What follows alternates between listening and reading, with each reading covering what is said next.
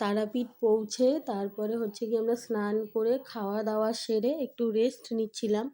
নেওয়ার পরে আমরা তারাপীঠের সন্ধেবেলা মন্দিরটার ভেতরে ঘুরতে গেছিলাম। আর মন্দিরটা যেতে গেলে অনেকটা রাস্তা, তাই আমরা রাস্তায় অনেক ধরনের দোকান বসেছিল, নানান রকমের জিনিস বসেছিল। তা সেগুলোই আমরা একটু একটু দেখতে দেখতে যাচ্ছিলাম। আর হচ্ছে কি মন্দিরটা বেশ খানিকটা দূরেই ছিল। তা মন্দিরে ওখানে যাওয়ার পরে তো অপূর্ব দৃশ্য সন্ধ্যের পর থেকে। তা আমরা বেশ অনেকটা সময় ওখানে বসে কাটালাম, যেহেতু আমরা অনেকজন গেছিলাম। তারপরে ভেতরের দৃশ্য তোমরাই দেখো আস্তে আস্তে।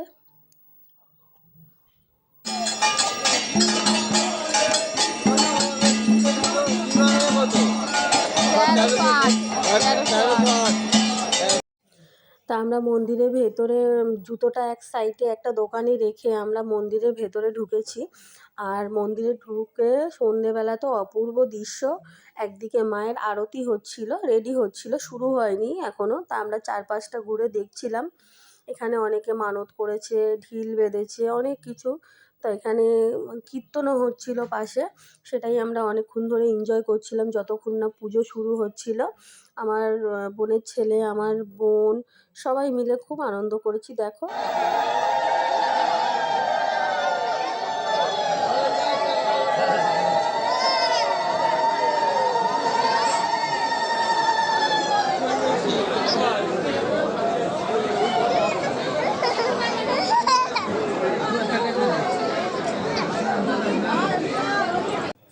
তা ওটা ছিল হচ্ছে কি আগের দিন রাত্রিরের ভিডিও। আমরা বেশ খানিকটা সময় মন্দিরে কাটানোর পরে রাত্রিবেলা খাওয়া দাওয়া করে আবার ভোরবেলা যেহেতু উঠতে হবে সবাই মিলে তাড়াতাড়ি ঘুমিয়ে পড়েছিলাম।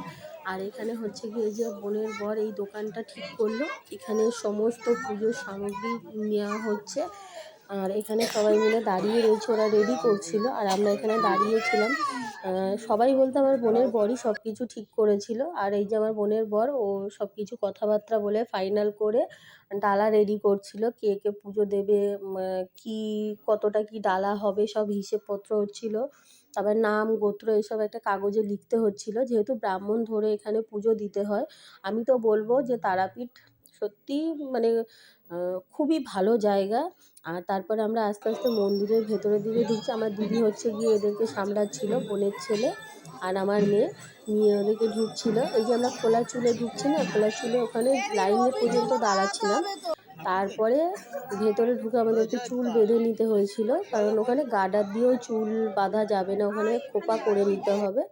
তারপরে আস্তে আস্তে এই যে লাইন দেখো, বিশাল পরিমাণের লাইন। তবে আমাদের একটু তাড়াতাড়ি হয়েছিল। বলে না যে মা চাইলে সব কিছুই হয়, সত্যি কথাই আমরা ভালোভাবে পুজো দিয়েছি। ভিড় হয়েছে তো কি হয়েছে, ভিড়টা কিছুক্ষণের মধ্যেই ঠিক হয়ে গেছিলো। তারপরে পুজো দেওয়ার পরে আমাদের যখন মন্দিরে ঢুকছি পুজো দিতে, তার আগে আগে ফোনটা জমা নিয়ে নিয়েছিল, কারণ ওখানে ফোন নিয়ে ঢুকতে দেয় না। তারপর পুজো দেওয়ার পরে কিছু ফটো ভিডিও সেলফি ওখানে একটু দাঁড়িয়ে সময় কাটালাম। কাটানোর পরে এই যে আমরা আস্তে আস্তে এবার মন্দিরের বাইরে বেরোবো, কারণ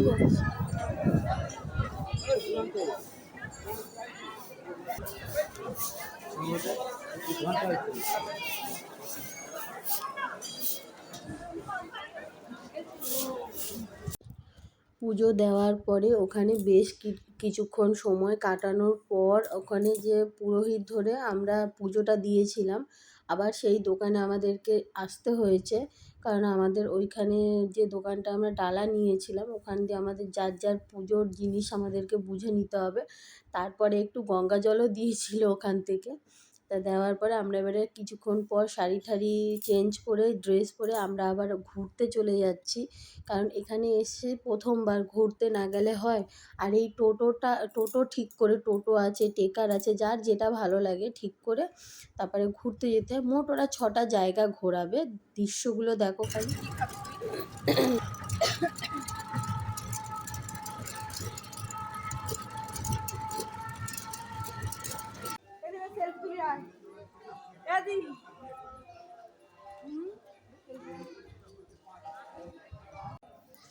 প্রত্যেকটা জায়গাতে বাইরে ফটো মানে ভিডিও তুলতে দিচ্ছে, ফোন ইউজ করতে দিচ্ছে, কিন্তু যখনই আমরা ভেতরে গিয়ে ভিডিও করছি ওখানে লেখাই আছে যে ভিডিও করা বারণ আছে। তারপরে আর আমরা ভেতরে ঠিক এই জায়গাটাতে এইটুকুই ভিডিও হয়েছে, তারপরে আর বারণ করা ছিল বলে আমরা আর সেরকম কিছু করিনি। ওই জন্যই আমরা ফিরে এসেছি। 6 জায়গা মোটামুটি সব কটা তো আর দেখানো সম্ভব না। আমরা মোটামুটি সব কিছু দেখে অনেকটা জার্নিও হয়ে গেছিলো, আর প্রচুর দূর, অনেকটা দূর করে যেতে হচ্ছিল। এই কি খাচ্ছিস? যা ঘুরে আসার পরে দুপুরবেলা ঠিক 2-2:30 বাজে স্নান করে খাওয়া দাওয়া সেরে শুয়ে পড়েছিলাম। আর এটা হচ্ছে পরের দিন সকালের ভিডিও, কারণ আমাদের 2টোর সময় ট্রেন ছিল। আমরা সকালে টিফিনটা করেই আর বেরিয়ে গেছিলাম, আর হচ্ছে গিয়ে রাস্তায় খেয়ে নিয়েছিলাম দুপুরের খাবারটা। তারপরে এই যে চলে যাচ্ছি আমরা।